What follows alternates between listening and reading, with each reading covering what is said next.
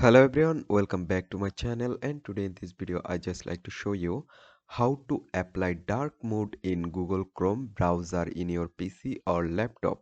So let's begin our video. So guys, first of all we just open our Google Chrome. So here you can see it's not a black, it's light. Here you can see my Chrome is white and I want to apply here dark mode. So what should I do?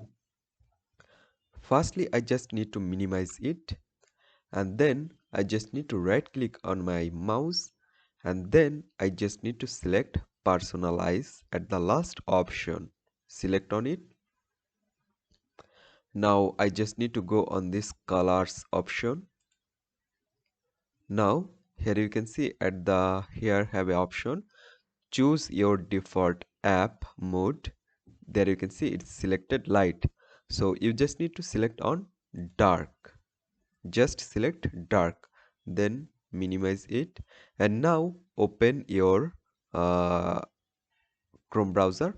So here you can see it's already black, so I open a new tab and open um, YouTube.